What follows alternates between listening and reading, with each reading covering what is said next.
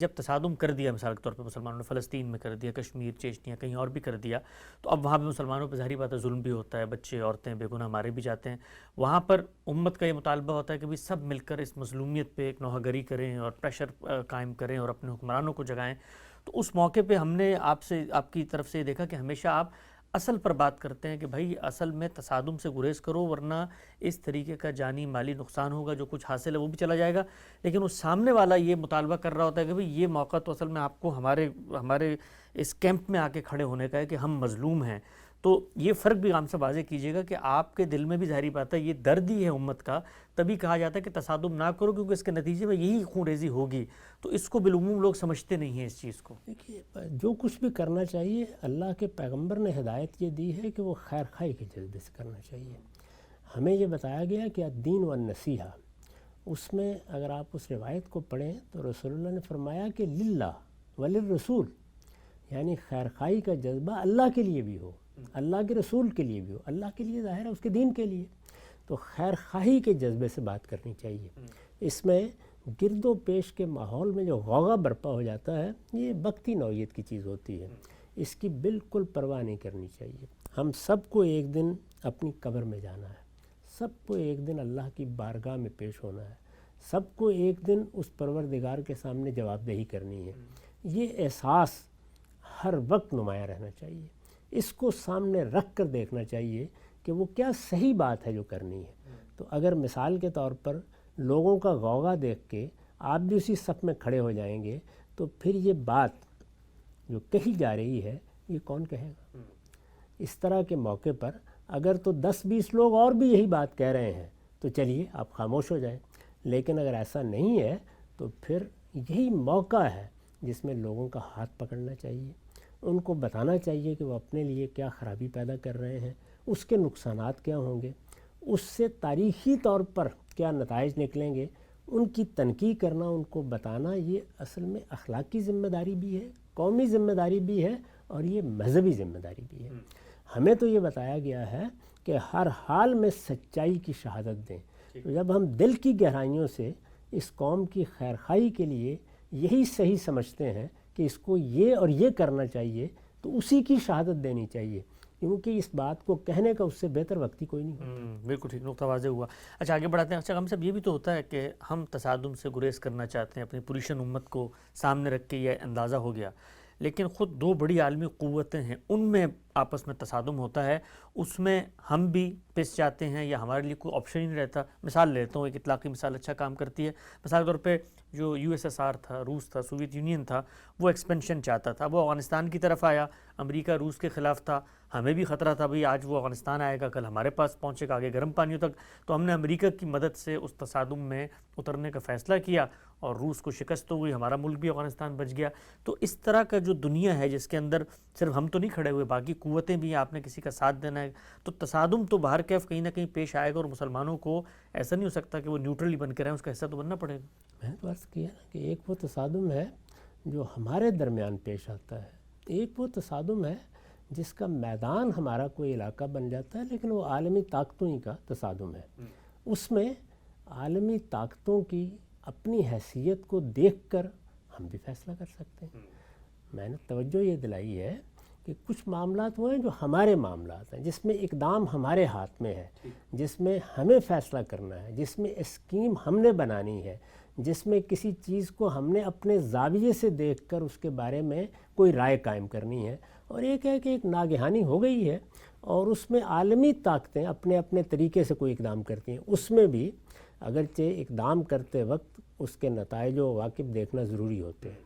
چنانچہ جو کچھ افغانستان میں ہوا اس کے نقصانات ہم اب تک بھگت رہے ہیں، اس میں بھی اقدام کیا جائے نہ کیا جائے اس پر تو بحث ہو سکتی ہے، اور اس میں امکانات کا بھی جائزہ لیا جا سکتا ہے۔ اقدام کیسے کیا جائے اس میں بہت بڑی بڑی غلطیاں ہوئی ہیں، اور وہ غلطیاں ہیں جس کے نتیجے میں ہماری قوم کی اصولی حیثیت بھی مجروح ہوئی ہے، ہماری قوم کے لیے دنیا میں بھی مسائل پیدا ہوئے ہیں، اور ہم اس وقت بھی اس کے نتائج اس برے طریقے سے بھگت رہے ہیں کہ اپنی ہی قوم کے لوگ ہیں جو لشکر بنا کر وہاں بیٹھے ہوئے ہیں، جن سے خود ہماری افواج لڑ رہی ہیں۔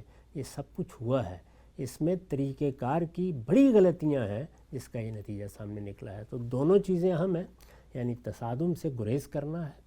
اگر کسی جگہ ناگزیر ہے، وہ بڑی طاقتوں کا تصادم ہے، وہاں آپ کو کسی ایک کا ساتھ دینا پڑ گیا ہے، تو ظاہر ہے کہ اس کی نوعیت بالکل تبدیل ہو جاتی ہے۔ وہ اب ہمارا تصادم نہیں رہتا، اس تصادم کو گویا عالمی سطح پر ایک دوسری حیثیت حاصل ہو جاتی ہے۔ وہ آپ نے کیا، لیکن وہاں بھی یہ دیکھیے کہ آپ اس میں حکمت عملی کے اپنا رہے ہیں۔ اس میں آپ اگر کسی دینی یا اخلاقی اصول کی خلاف ورزی کر رہے ہیں تو اس کی کیا قیمت آپ کو ادا کرنی پڑے گی۔ اسی کو دیکھ لیجئے کہ افغانستان میں کیسی حکومت قائم ہونی چاہیے۔ ہمیں ہر حال میں یہی کہنا چاہیے کہ وہاں ایسی حکومت قائم ہونی چاہیے جو لوگوں کی رائے سے قائم ہو، دستوری حکومت ہو۔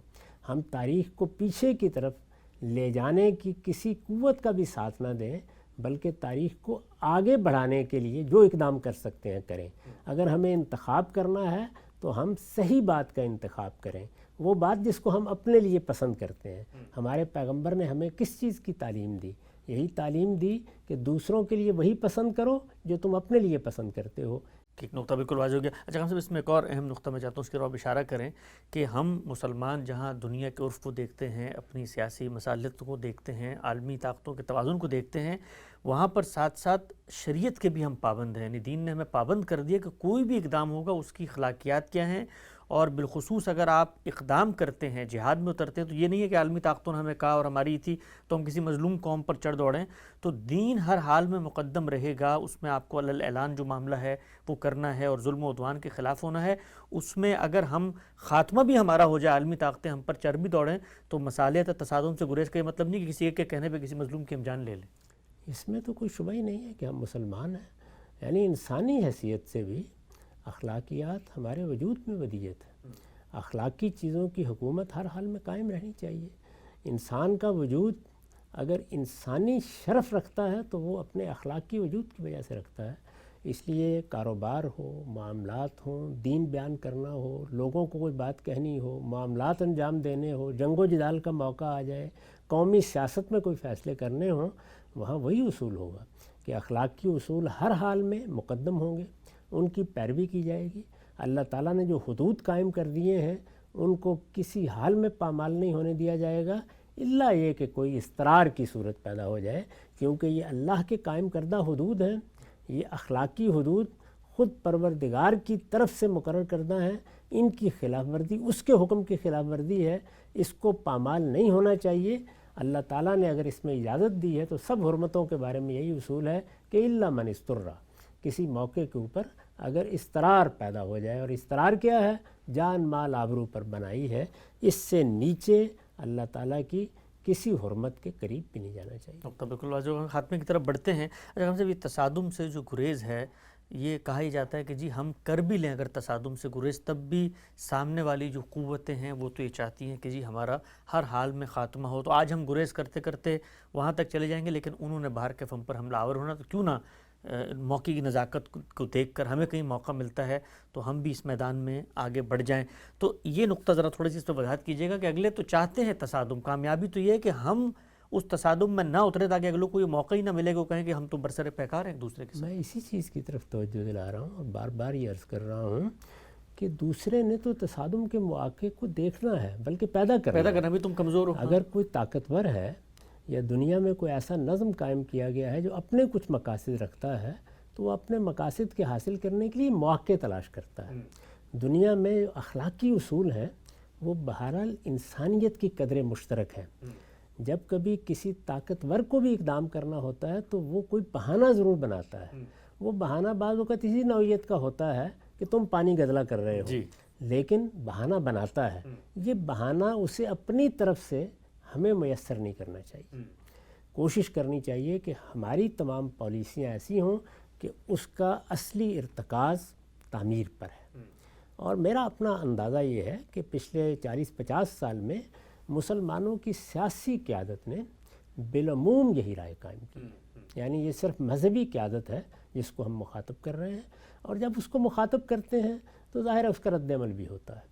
اس کا ایک نقطہ نظر ہے، وہ بعض اوقات دشنام پر بھی اتر آتے ہیں۔ ایسا بھی ہوتا ہے کہ وہ ہمارے محرکات طے کرنا شروع کر دیتے ہیں، اس پر صبر کرنا چاہیے۔ خیر خواہی کا تقاضا یہ ہے کہ اپنی بات استدلال کے ساتھ کہیں، دوسروں کو موقع ہے، وہ اپنی بات کہہ رہے ہیں، ہماری بات کسی نے سن لی تو اللہ تعالیٰ ہمیں بھی اجر دے گا، اس کے لیے بھی راہ نکالے گا۔ لیکن اگر نہیں سنی ہے تو لوگ اپنی رائے کے لحاظ سے اقدام کریں گے، دنیا میں بھی اس کے نتائج نکل آتے ہیں، اور اللہ تعالیٰ کی بارگاہ میں بھی ہم میں سے ہر ایک کو پیش ہونا ہے۔ وہاں معلوم ہو جائے گا کہ کون شخص اپنے باطن میں کیا جذبات رکھتا تھا، وہ خیرخواہی سے بات کر رہا تھا، وہ اللہ کے دین کی سرفرازی کو سامنے رکھ کے بات کر رہا تھا، یا اس کے پیش نظر کوئی اور مفادات تھے۔ تو یہ چیزیں تو قیامت میں واضح ہوں گی۔ اس دنیا میں البتہ لوگوں کے شور و غوغا کی کوئی پرواہ نہیں کرنی چاہیے۔ یہ سب چیزیں تاریخ کے کوڑے دان کی نظر ہو جاتی ہیں۔ اگر کوئی علم ہے تو وہ اپنی جگہ رہے گا، اگر کوئی صحیح فکر ہے تو وہ اپنی جگہ بنائے گا، اور اگر اخلاص کے ساتھ اور دردمندی کے ساتھ اور خیرخواہی کے ساتھ کوئی بات کہی گئی ہے تو وہ آج اگر نہیں مانی جا رہی تو کل لوگ اس کو قبول کریں گے۔ پچھلے 200 سال کی تاریخ میں یہ دونوں چیزیں شانہ بشانہ رہی ہیں۔